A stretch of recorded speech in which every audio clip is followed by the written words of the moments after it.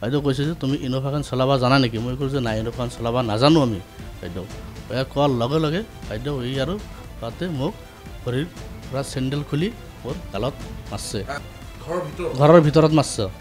মই ৰোজা থাকি এই ঘটনাটো কৰি দিলাক তাহোনে। বিধায়ক আৱাসগৃহৰ চৌহদত সংঘটিত হোৱা এটা ঘটনা।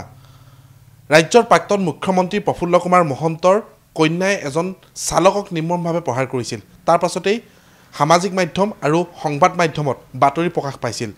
এই চালকজন বৰ্তমান মোৰ সৈতে আছে, মই কথা পাতিবলৈ চেষ্টা কৰিম। এয়া ৰাজীৱ হুছেইন। ৰাজীৱ হুছেইনৰ সৈতে মই কথা পাতিব বিচাৰিছোঁ। কি হৈছিল সেই সময়ত আপোনাৰ পৰা জানিব বিচাৰিছোঁ। মই হ'লো প্ৰফুল্ল মহন্তৰ ঘৈণীয়েকৰ স্কট গাড়ী মই চলাওঁ স্কট গাড়ী মোক ৰিজাৰ্ভৰ পৰা পঠাইছে। স্কট পাতি লৈ কিনে মই তাৰ ঘৰত গৈছোঁ। গাড়ীত বহি আছিলোঁ, বহি থাকাতে সি 12টা বজাত মোক মাতছে, পিয়চো মাতি লৈ গৈছে, বাইদেউ মাতি আছে বুলি পিয়চোটো মোক ক'লাক। মই বাইদেউ তাতে গ'লোঁ।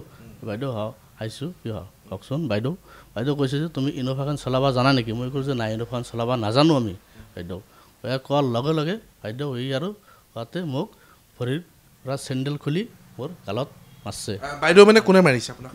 প্ৰফুল্ল মহন্তৰ ঘৈণীয়েকে মাৰছে, জয়শ্ৰী মহন্তই মাৰছে মোক, ঘৰৰ ভিতৰত মাৰছে।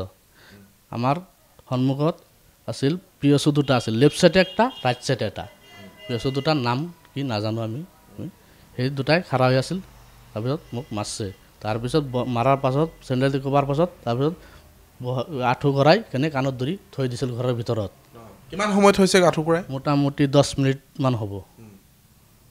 এইখিনিমান থৈ দিছিল। তাৰপিছত 10 মিনিট পাছত আকৌ সি বাহিৰত লৈ আহিলাক মোক।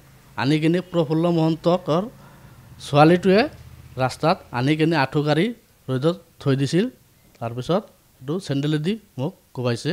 কোন তাৰিখৰ ঘটনা আছিলে এয়া? এইটো ঘটনা আছিল আপোনাৰ ৰোজা 2 তাৰিখত। 2 মাৰ্চৰ কথা কৈছে আপুনি? 2 তাৰিখ ৰোজাৰ ৰবিবাৰৰ ঘটনা। 12টা বজাত মোক আঁঠু কৰাই খাৰা কৰি থৈ দিছিল ৰাস্তাত। কিমান দিনৰ পৰা আপুনি প্ৰফুল্ল মহন্তৰ পাইলট হিচাপে আছিল? মই মোটামুটি 16 তাৰিখে গৈছোঁ ৰিজাৰ্ভৰ পৰা। 16 তাৰিখৰ পৰা 2 তাৰিখলৈকে ডিউটি কৰিছোঁ তাতে আমি। সেইখিনি 13 দিন, প্ৰায় 13 দিন। প্ৰায় 13 দিনমান ডিউটি কৰিছোঁ আমি। তেওঁলোকে কৈছে যে এমাহ ধৰি আপোনালোকে?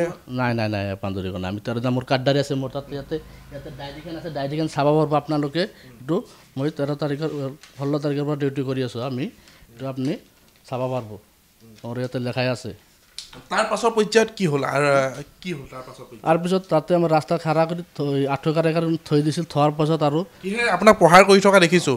কিহেৰে প্ৰহাৰ কৰিছে? এই চেণ্ডেলেদি কোবাইছে মোক, চেণ্ডেলেদি ভৰিৰ পৰা চেণ্ডেলেদি খুলি কিনে মোক কোবাইছে। আপুনি সোধা নাইনে সেই সময়ত যে মোৰ ভুলটো ক'ত আছিল? ভুলটো মোৰ ক'ত আছিল সোধা নাই, আমি একো সোধা নাই তাতে।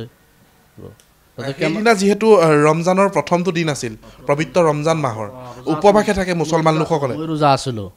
মই ৰোজা থাকি এই ঘটনাটো কৰি দিলাক তাহোনে।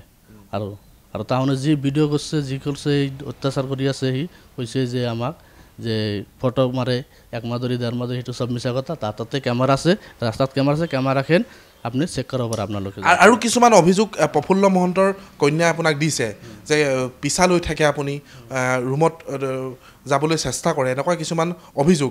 সেই অভিযোগবোৰৰ বিৰুদ্ধে কি ক'ব? তাতে সেইটো CRP আছে, তাহোনে CRP আছে, তাহাৰ ঘৰৰ পাৰ্চনেল আৰু সেই চৰকাৰী এই পুলিচ আছে। তাহোনে দেখা নাই নেকি মই কেনেকৈ যাওঁ নাযাওঁ? এইটো তাহোনেতো আছে নে নাই? আমি হ'লো চিভিল মানুহ, আমি চৰকাৰী মানুহ নহয় না। আমি কেনেকৈ যাব পাৰিম? তাতে কেমেৰা আছে, কেমেৰা চেক কৰিলে আপুনি পাব আপোনালোকে চব। আপুনি কেমেৰা চেক কৰিবলৈ অনুৰোধ জনাইছে? এই কাম কৰিলে আমি অনুৰোধ জনাইছোঁ যে যদি এই কামটো কৰি থাকোঁ তেনেহ'লে আপোনালোকে কেমেৰাটো চেক কৰক। যদি তদন্ত কৰি যদি পায় তেনেহ'লে আমি যাওঁ বুলি যদি আপোনালোকে প্ৰমাণ পায় তেনেহ'লে আমি মানি ল'ম।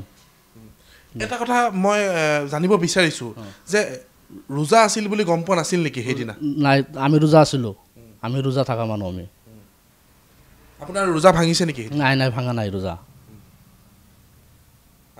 এজাহাৰ দিবলৈ আপুনি গৈছিল বুলি কৈছে, কিন্তু কি হৈছে? এজাহাৰ দিওঁতে গৈছোঁ আমি, এজাহাৰ দিব গৈছিলোঁ আমি মোটামুটি 9টা বজাত। আমাক ছেকেণ্ড অ'চিয়ে কৈ যে মই এজাহাৰখন লিখি দিছিলোঁ। এজাহাৰখন দিয়াৰ পাছত মোক ছেকেণ্ড অ'চিয়ে কৈছে যে এইখন এজাহাৰখন আমি ইয়াতে নাৰাখোঁ, আপুনি ৰিজাৰ্ভত যাওক, ৰিজাৰ্ভৰ মানুহ ৰিজাৰ্ভত যাওক।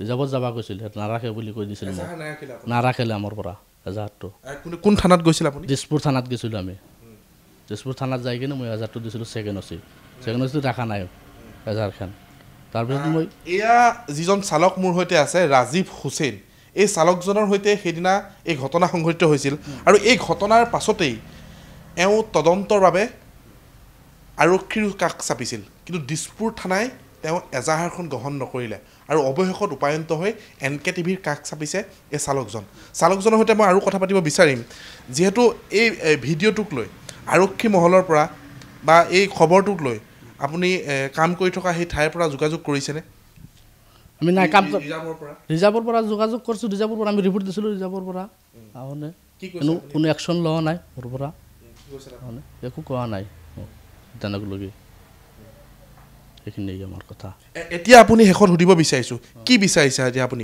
এইটো নাই বিচাৰিছোঁ মোক যে ইমান মান সন্মান কাটি গ'লাক তাহনে জোতা চেণ্ডেলটো কৰিব লাগ ইমান মানুহ দেখাব লাগ ৰাইজেও দেখাব লাগ মই এইটো ভুল কৈছোঁ না নকৈছোঁ এইটো CC কেমেৰাটো চেক কৰিলে আপোনালোকে গম পাব সেইখিনি প্ৰাক্তন মুখ্যমন্ত্ৰী আমি উল্লেখ কৰিছোঁ যে প্ৰফুল্ল কুমাৰ মহন্তৰ কন্যাই যিবোৰ অভিযোগ আনিছে এই অভিযোগ নৎসাত কৰিছে এই চালকজনে তদন্ত কৰিবলৈ যিসমূহ CCTV সংলগ্ন হৈ আছে সেই স্থানত সেই CCTV পৰীক্ষা কৰিবলৈ তেওঁ দাবী জনাইছে এয়া আছিল ৰাজীৱ হুছেইন তেওঁ হট সাহসেৰে NKTVৰ কাষ চাপিছে আৰু NKTVৰ আগত এই সকলোবোৰ সবিশেষ জনাইছে পৰৱৰ্তী সময়ত দিছপুৰ আৰক্ষীয়ে এই এজাহাৰ গ্ৰহণ কৰে নাই সেয়া পৰৱৰ্তী সময়তে গম পোৱা যাব কিয়নো এজাহাৰ দিবলৈ গৈ তেওঁ ঘূৰি আহিবলগীয়া হৈছিল দিছপুৰ থানাই এই মুহূৰ্তলৈকে এজাহাৰ গ্ৰহণ কৰা নাই